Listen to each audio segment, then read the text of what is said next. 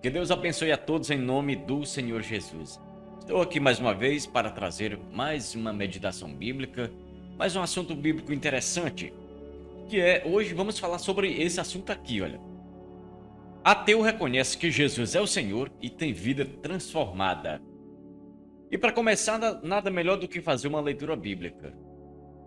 E agora vamos ler aqui no Evangelho de João, capítulo 12. Versículo 32, que nos fala dessa maneira. Jesus disse: "E quando eu for levantado da terra, atrairei todos a mim." Isso aqui, Jesus estava se referindo de que maneira ele iria morrer, né? De que maneira ele iria morrer. Mas também está falando da maneira que ele iria ressuscitar. Depois que eu for levantado da terra, ou seja, depois que eu ressuscitar, então posso atrair todos a mim. Inclusive, em Mateus, no próprio Evangelho de Mateus, fala que Jesus disse, depois de ressuscitar, ele falou: "É-me dado todo o poder no céu e na terra." E a gente vai falar então sobre essa pessoa aqui, sobre esse ateu, que teve sua vida transformada depois de muito sofrer também. E o título aqui é: "Ateu sofre overdose, clama a Jesus e passa a ter sonhos de revelação. Deus falou comigo." E é isso que eu estava dizendo. Depois que eu for levantado da terra, disse Jesus, repetindo o que eu falei, todos atrairei a mim. Esse homem aqui estava sendo atraído por Jesus.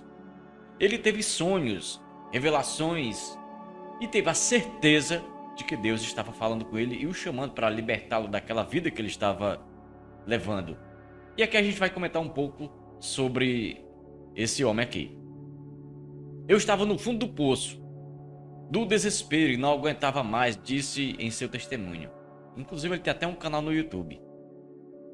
Olha, durante um estudo bíblico no Juvenile Hall, Centro de Detenção Juvenil para Delinquentes, Kevin Nuckas perguntou sarcasticamente se todos os autores bíblicos eram esquizofrênicos. Imediatamente ele foi expulso do local. Isso aqui ele era jovem ainda. Ele era solteiro ainda. Ele estava frequentando esse local onde se dava cursos para pessoas jovens ainda. E esse curso aqui, claro, era um curso bíblico. Não era um outro tipo de curso. Era um curso teológico. E ele ainda questionou isso aí. O nome dele é Kevin Nuckas, que ele perguntou, brincando ali naquele momento, naquela reunião, se todos os autores da Bíblia eram esquizofrênicos, ou seja, malucos. E ele foi expulso do local, porque estava atrapalhando as coisas, né? Uma pergunta dessa. Aí ele diz assim: "Eu era um homem violento e cheio de ódio, viciado em drogas", admitiu Kevin em seu canal no YouTube. "Eu fui realmente contra Cristo durante grande parte da minha vida", admitiu ele. Ele explica que havia uma arrogância irônica em seu coração e compartilhou que entendia a religião de seus pais, que eram irlandeses, como algo opressivo e hipócrita, e que mandou sua esposa destruir uma Bíblia. Mas só que ele chegou no fundo do desespero também, no fundo do poço, no lamaçal, naquele lamaçal ali no fundo de um poço.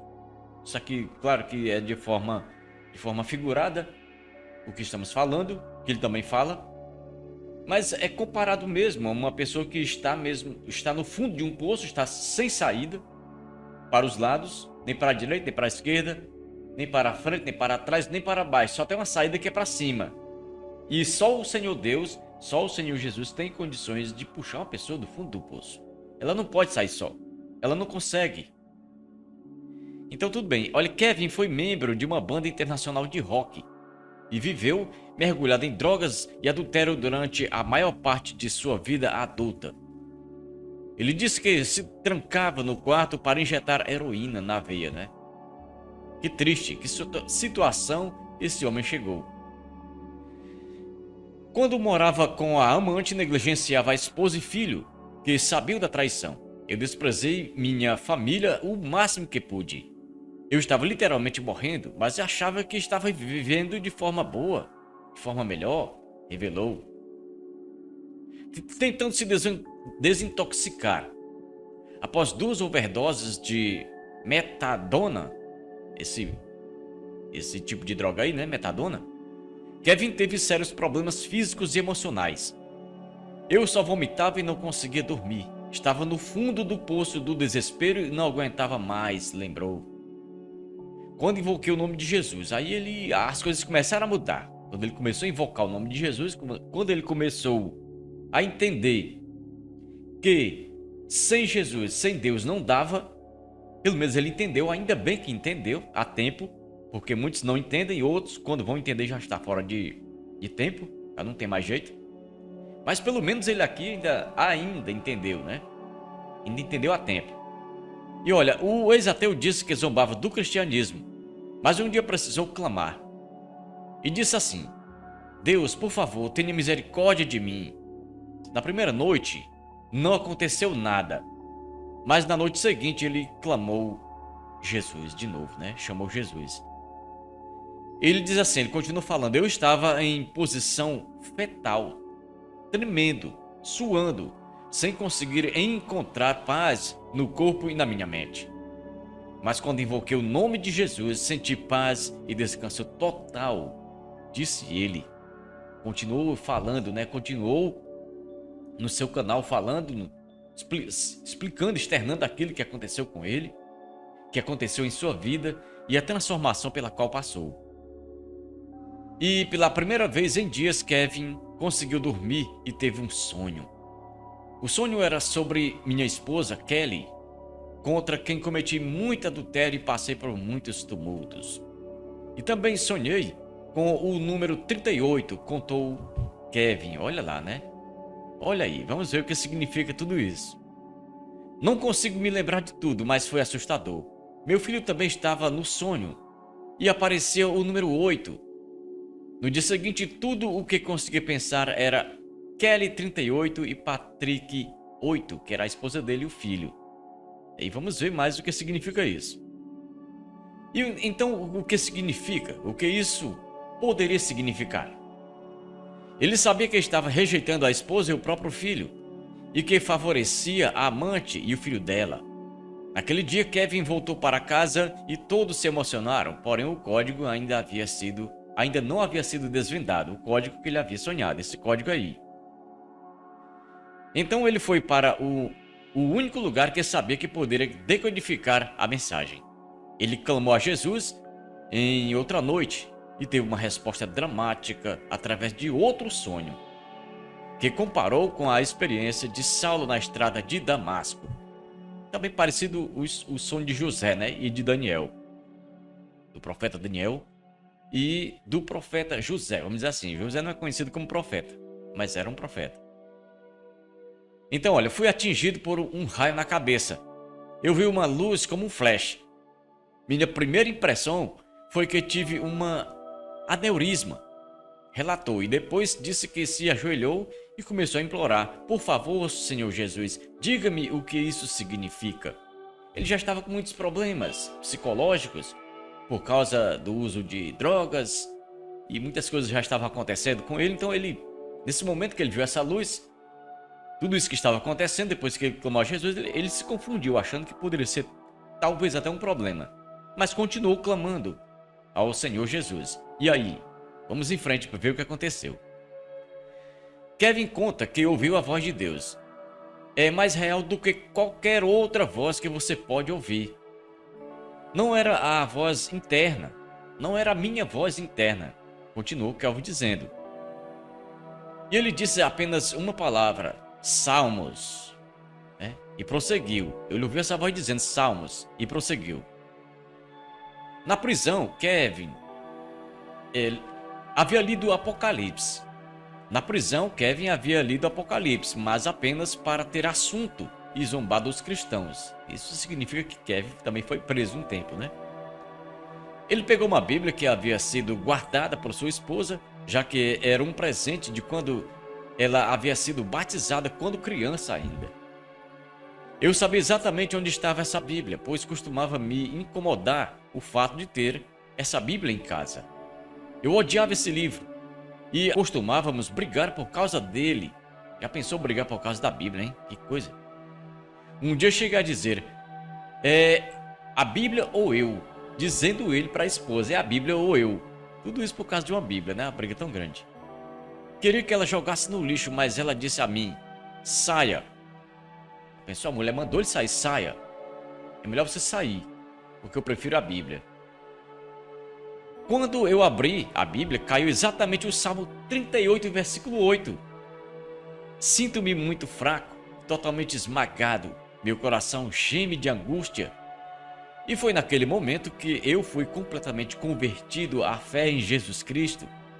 Ele é o caminho, a verdade e a vida, conforme João capítulo 14, versículo 6. Disse ao revelar que, na ocasião, chorou intensamente. Eu soluçava dizendo: eu acredito em você, Senhor Jesus. Eu não sou digno de nada disso. Eu farei tudo o que o Senhor disser. Eu pertenço a você. Lembrou Kevin. O restante do salmo ministrou sobre sua vida. Este salmo me salvou. Jesus Cristo salvou minha vida. Ele me mostrou sua verdade por meio deste salmo. Minha vida antes deste momento foi salva pela graça e misericórdia de Deus inúmeras vezes. Concluiu. Por causa dos problemas que ele estava enfrentando, da vida que ele levava, ele era ali muitas vezes submetido a problemas, a proximidades, até com a morte, como ele está dizendo aqui, que ele foi salvo várias vezes. Salvo aqui várias vezes, ele está se referindo a salvo de problemas, de morte, de acidentes, de brigas. É o que ele está dizendo aqui, que ele foi salvo várias vezes desses problemas, porque Deus sempre estava com ele. Jesus sempre o livrou por causa da sua infinita bondade, da sua infinita misericórdia.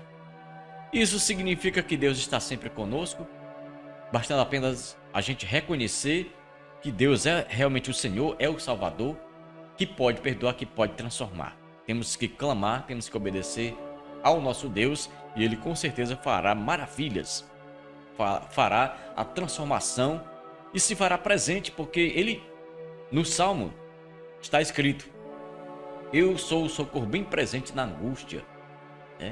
Está escrito lá em Salmos que Deus é o nosso socorro bem presente na hora da angústia, na hora da tribulação, na hora da dificuldade. Mas o interessante é que muitas pessoas só buscam a Deus nesses momentos. No momento que está muito difícil, que não há mais alternativa nenhuma, que não tem mais quem resolva, aí a pessoa resolve buscar a Deus. Muitas vezes, como eu disse no começo, muitas vezes é tarde demais. Então não podemos deixar para depois aquilo que a gente tem que fazer hoje, porque a libertação é hoje. O reconhecimento sobre Deus é agora. A transformação tem que acontecer na nossa vida agora, porque depois pode ser tarde demais. E a gente lembra que Saul, o primeiro rei de Israel, Saul, ele rejeitou tanto a Deus que Deus também o rejeitou. Temos que pensar em tudo isso, temos que refletir sobre tudo isso para que depois não seja tarde demais.